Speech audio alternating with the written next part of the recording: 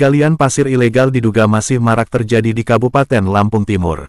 Walaupun pemberitaan dari berbagai media terkait galian pasir ilegal sudah viral di masyarakat, namun galian pasir yang diduga ilegal bukannya surut.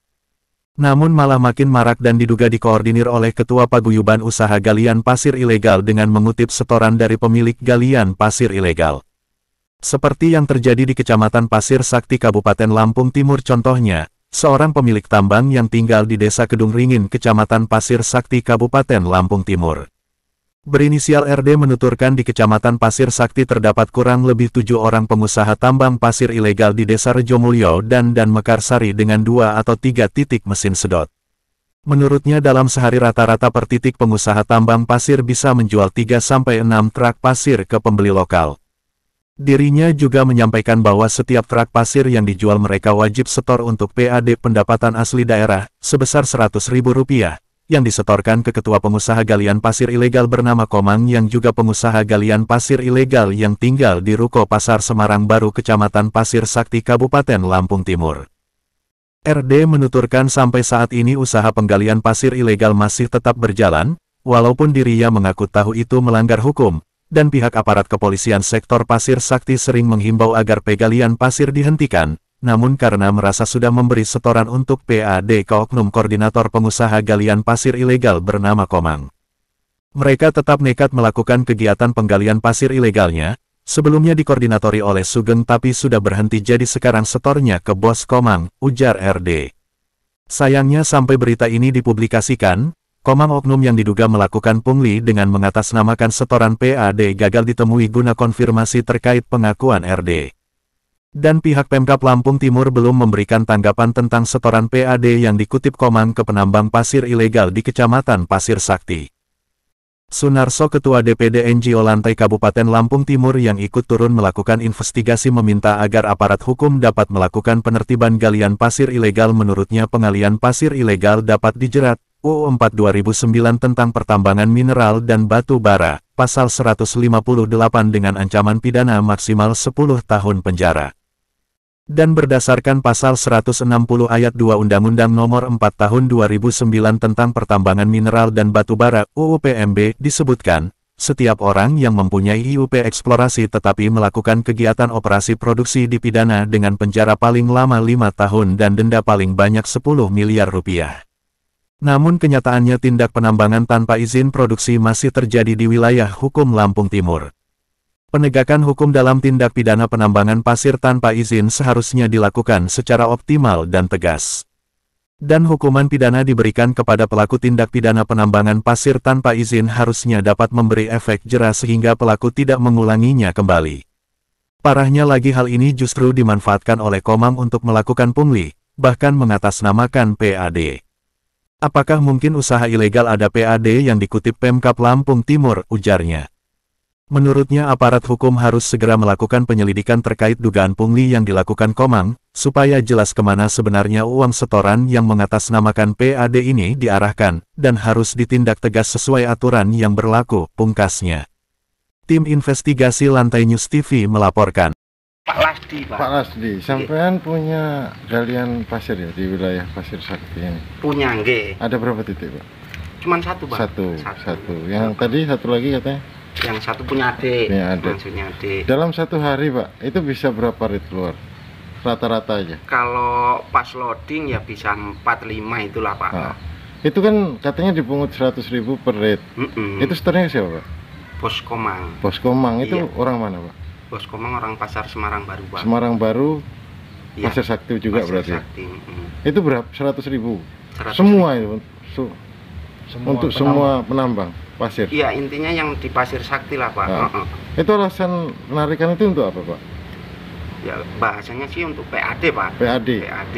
Pendapatan asli daerah. Iya. Itu tahu nggak setornya kemana? Nggak tahu, Pak. Kalau di Pasir Sakti itu ada berapa penambang? Setahu sampean aja. Waduh, nggak paham, Ada, Pak, ya. ada 100 titik atau berapa? Nggak ada, Nggak Pak. ada. 50 titik. Perkiraan sekitar 7 orang. 7 orang. Pak. Siapa aja itu, Pak?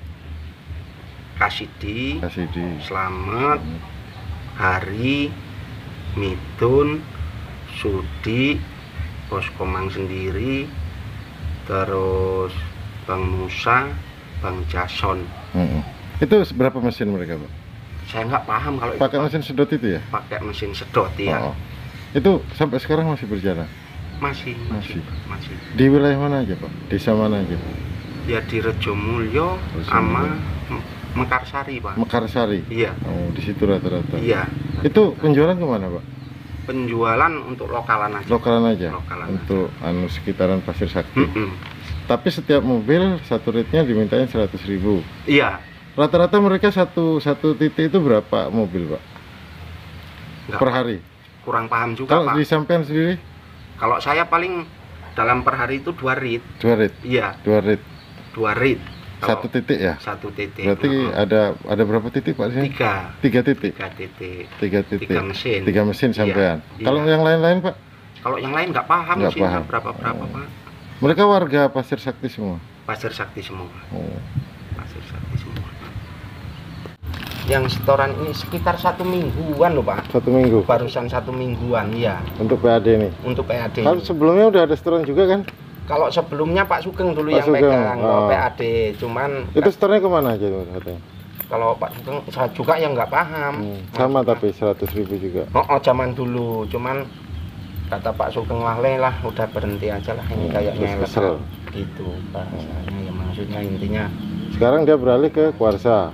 Kalau dulu kan dari dulu memang silika dia. Silika memang kuarsa dia. Silika itu dari yang ke Cilegon itu ya? Intinya nyebrang lah, Pak. Ya di sini produksinya pengiriman sekarang. Kalau dari aparat itu nggak pernah datang ke lokasi-lokasi tambang itu? Pernah, Pak. Pernah. Apa? Yang mengingatkan atau apa? Himbauan juga, makanya sebenarnya disuruh berhenti. Terus? Ya cuman kembali lagi berhenti. Setelah berhenti kadang ada kawan yang kerja, maksudnya karena gimana ya Pak yo, ngomongin kebutuhan pasir kayaknya nggak bisa berhenti sih, Pak. Masalahnya cuman bagaimana, ada nggak upaya untuk melegalkan itu, Mas? Ada, Pak. Sebenarnya upayanya intinya minta perizinan yang resmi lah, entah ITR entah gimana, intinya kalau bisa kan yang resmi. Sudah ada upaya ke situ? Udah. Terus? Udah, ya intinya belum dari sampai sekarang. Pihak lingkungan hidup tata ruangnya belum bisa. Katanya begitu. Jadi tetap ilegal ya? Tetap ilegal, Pak. Jadi lah, ya itu tadi loh, Pak. Kalau ngomongin sifat ke pasir loh, maksudnya berhenti nyuk, berhenti kerja lagi ya begitu. Sudah berapa yang kena juga ya? Wah, banyak banget, Pak, yang jadi korban masuk penjara gara-gara pasir ya? Gara-gara pasir ini. Tapi tetap aja terus berjalan.